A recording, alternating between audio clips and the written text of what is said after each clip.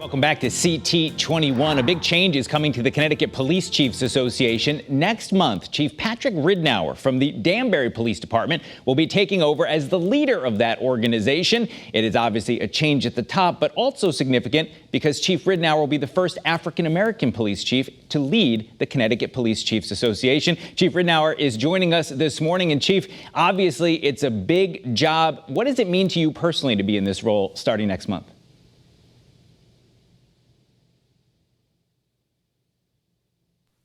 Good morning, Eric, and good morning to everyone. For me, I think it's just a great opportunity. I've been in law enforcement for 32 years, and I think it's a great opportunity to help lead this organization over the next year, and I'm excited about it. Now, I know you're in Danbury now as the chief. You've been there since 2016, but you came up as a cop in Waterbury. You were in Stratford as well. So you've been around the state of Connecticut. Obviously, the Police Chiefs Association speaks for most of the departments in our state. How does your experience at different departments help you as its leader? Oh, I think it helps tremendously. I also grew up in Waterbury. I lived in an inner city neighborhood for 2/3 of my pre-adult life. I spent 20 years with the Waterbury Police Department, coming up through the ranks. When I left there, I was the chief of the entire uniform division.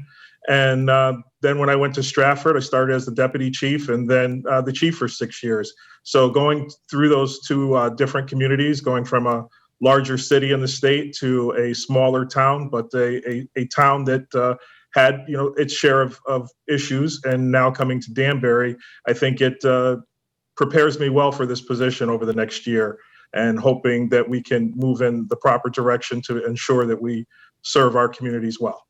Let's talk about your upbringing and how it relates to this. We said at the opening of this interview that you'll be the first African-American police chief to lead this organization. You came up, you said, in a neighborhood in Waterbury. I know one of the big concerns right now with police relations is that there's just a distrust, particularly among people of color, of the police. So to have a black man as the leader of this organization, is that an important message? And do you intend to focus on that? Is that something that's important to you?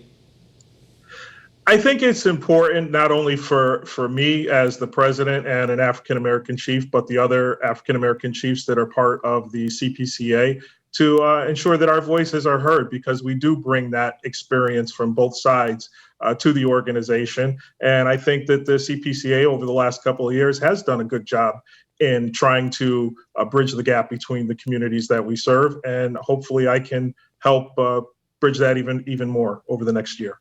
Now, I know when looking at some of the stuff you've done since you've been on in Danbury, one thing was the body cameras that came to that department before required by law.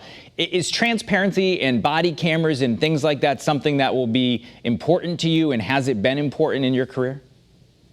I mean, we realize that things like the body cameras and the car cameras are necessary in this climate. And I was happy that with the support of our mayor and our city council that we were able to get them done ahead of schedule. I'm hoping that we ultimately get to a point where they just become an afterthought, where they're not necessarily needed. We're going to have them, and we're going to have them for some time going forward. But I don't want that to be the reason why people feel as though that they can trust us.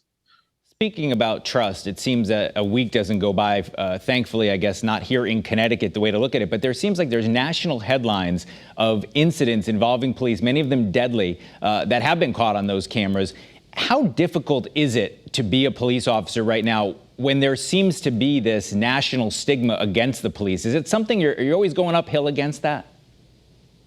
I think it is very challenging, especially over the last few years. And I saw last night there was something, I believe, in Louisiana, another incident that has come to light. So it is challenging, especially as social media has made our world a lot smaller.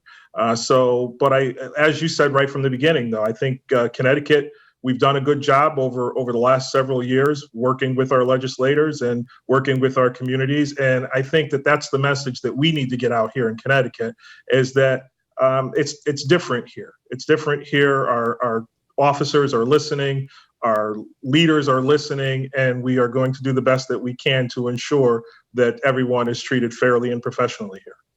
So if someone comes up to you, maybe they bump into you out in the community in Danbury and say, Chief, I'm thinking about joining the police department, but I've seen all this negative publicity, all these negative headlines.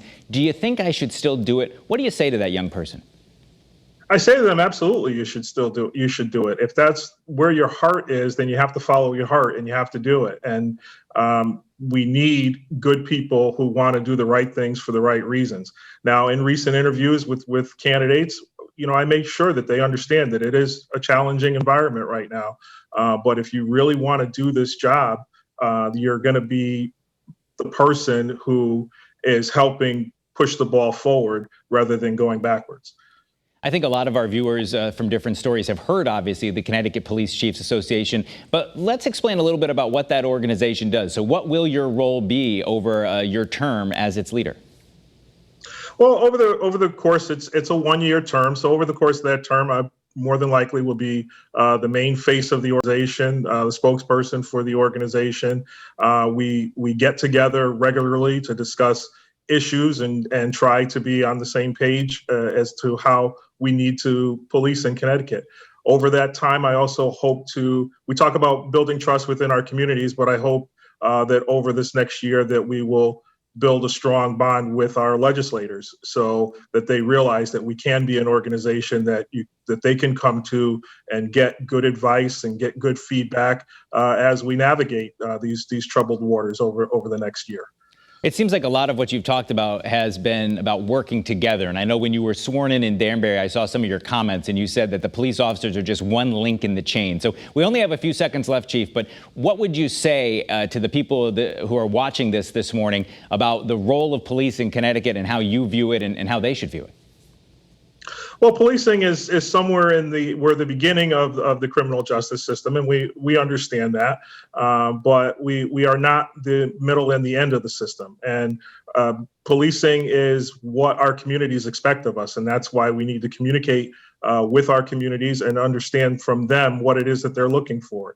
And that's why I say it's important for us to work together with our communities, with our local legislators, with our state legislators, so that we can do the best we can to get this right. All right, Chief Patrick Ridenhour from Danbury, the incoming president of the Connecticut Police Chiefs Association. Good luck during that 1-year term, and hopefully we'll be talking to you again. Thanks for joining us on this Sunday morning. Thank you. Coming up here on CT21, we saw it during the pandemic and we'll likely see it again as the weather turns warm. People looking to get outside, heading to Connecticut State Park. So what does this summer hold? We'll have the DEEP commissioner joining us live to talk about that, so you know what to expect before you head to the park. We'll be back right after this.